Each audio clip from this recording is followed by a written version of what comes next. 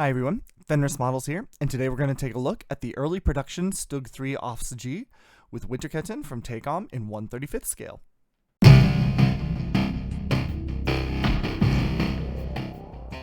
So here we are. Finally, we have an armor kit to be opened up, reviewed, and built on the channel. I know I haven't done one yet. I've done a couple armor kits over the years, but it's been a little while since I've done one. And I'm looking forward to this one. This one is a Takom kit, Takom, however you pronounce it. This is from their Blitz line, which I don't know much about. I assume it's kind of one of their like lesser part count kit styles. I'm hesitant to say easy assembly because I know that's not exactly it, but I believe it has like less parts than your usual Takom kits. So, but yeah, so you see we have two different schemes that are going to be in the box. Oh, and yeah, so this kit is going to come with the Winterketten, which is these little kind of protrusions here on the side of the tracks that essentially were tank snowshoes if for the super simplistic level explanation of them. So I don't know if I'm going to do this up with the whitewashing or not yet. We'll see. I have some ideas for what I want to do, but yeah. How about we pop this box on open and let's take a look at the parts. Alright, and so this is everything that comes in the kit. So let's start with the instructions as we usually do.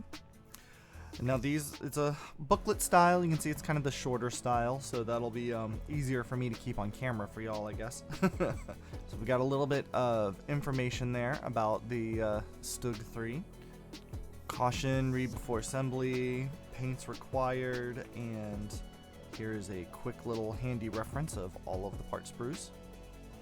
Right, so we start with assembling the suspension on both sides of the hull there. And then our running wheels. And what do you call that now? I can't believe I'm blanking on this. Anyway. And then we got our tracks. It does look like these tracks are link and length, excuse me. And this is showing the diagram for the one with the Winterketten on there. We got a couple holes to drill, and then we can attach the top of the hull. All the bits and bobs that go on that.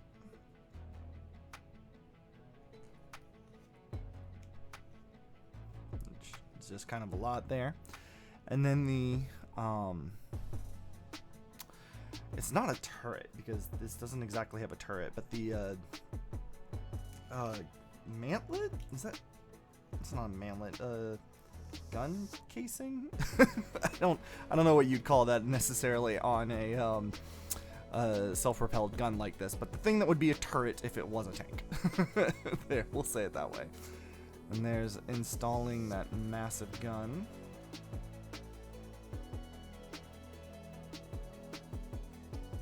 And then buttoning it on up.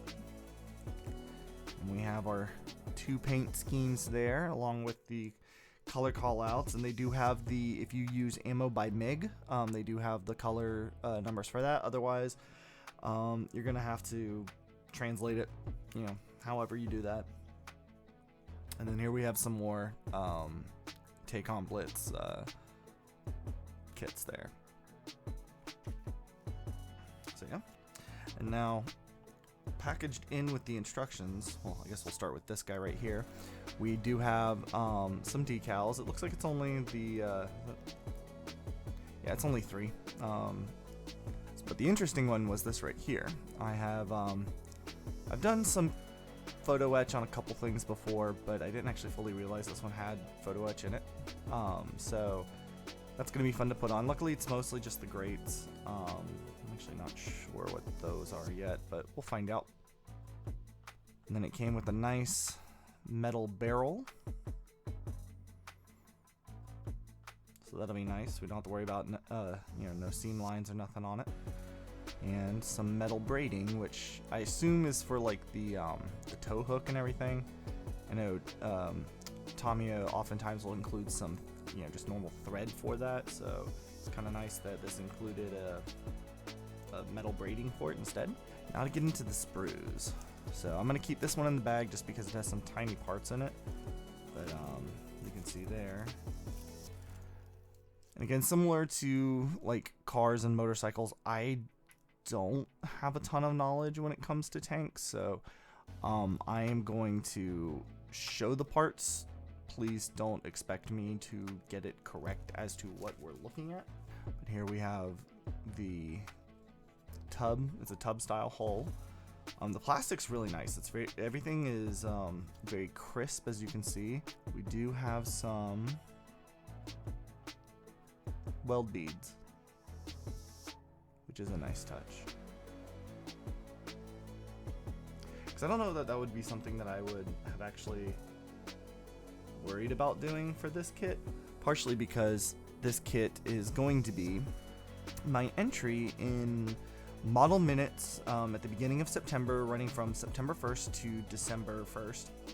Model minutes on his Discord server will be having a group build based on it's called It Be Broke, so pretty much something that's damaged, destroyed, along those lines. And I will be doing this kit up for that. I'm planning on doing some damage to it, gonna have the engine compartment blown out and the paint peeled away by flames and stuff like that. We'll see how well it turns out, but that's so far the goal. So I don't know that I would have actually bothered I don't know that I would have bothered putting in these weld beads. Yeah, it's almost too small for the camera to pick up. Oh, there we go. But we do have even tiny weld beads in there, so there we go. I am quite impressed with the molding on this. I mean, look at that hinge right there, right? Like, I am quite impressed with the detail on these.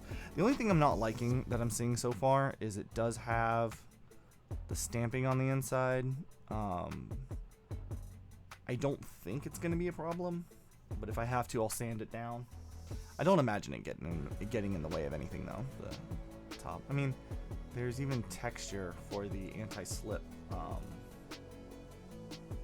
kind of not grating, but material there. So, well, I don't know if it's supposed to be anti-slip. Again, I don't know my tanks, but there's a cross-hatch texture there that is very impressive that they've included.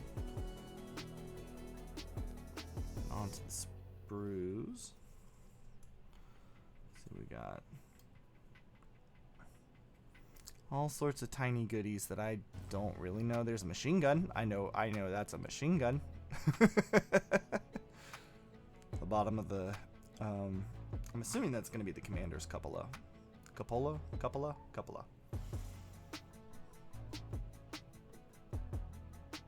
And then we have two sprues. I'm just going to show you one of them, but here are some of the links of tank treads with the Winterketten on there. And then I believe these go intermittently between them. I'm not quite sure how, but I think that's what I saw in the instructions. There's some lengths there of the Winterketten. So we got two sprues of this, and then we've got this sprue right here, which has the nice long portion of it, along with some other bits and bobs. And then I thought this was interesting. It also does include the tracks for without the Winterketten. If you, for whatever reason, bought this kit with Winterketten but didn't want to do it with the Winterketten. Also, I've said that word so many times now. I really hope I'm pronouncing it right. I apologize profusely if I've been mispronouncing that. There's some more panels and such. Here we got our tow cable bits. Apparently, I'm holding this on upside down, but that's okay.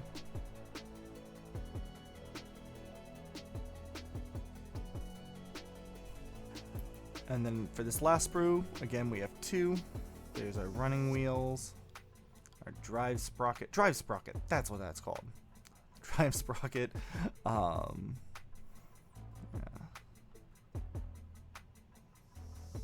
Get more fine bits. and doodads. And yeah, that was a real quick look at the early production StuG III Ausf.G with Winterketten from Takom from their Blitz line. As I said, I'm really looking forward to this build. Again, it's been a long time since I've done armor, and I am planning on entering this into a group build. I've always held that group builds, I think, are the best time to try new things, to kind of, you know, push your limits, as it were, to kind of like grow as a hobbyist, as a modeler. You know, there's always something more you can learn, and I always feel like group builds are great places to really test that out. You know, sometimes it doesn't turn out great, and that's fine. I'm hoping this one will. I mean, obviously, you always hope it does, but I need to get some like oxide red for the primer. Currently, I have some of this model color hull red here, but I think that's a little too brown. The mahogany was initially said to, I don't know why I listened to the person that said mahogany. That is brown. But hull red, I know that this is, you know, for like ships and stuff, but I don't know, I might be able to mix it with some like normal red or something to get a little bit brighter for that red oxide for the undercoat. And as I said, I'm not sure if I'm gonna keep it with the whitewashing kind of peeling off, or if I'm just gonna do it in whatever base base scheme I end up choosing. Because again, it's going to be I'm gonna have it so it has some damage back here. The engine's kind of blown out. Fire had happened, it's no longer happening, I think, but just like the peeling of the paint forward. So I don't know if it really makes sense to have the whitewash on there, but I don't know, we'll see. I have some more ideas. I have some more things I want to get to go with it, so we'll see how it turns out. But in the meantime, I hope you enjoyed this look. I hope you're as excited about the build as I am. And I guess we'll see how well I'm able to do this. So yeah. In the meantime, y'all, stay safe, keep modeling. Thank you to my gift set tiered patron Calibear and to all of my starter set patrons. Your support means the world to me.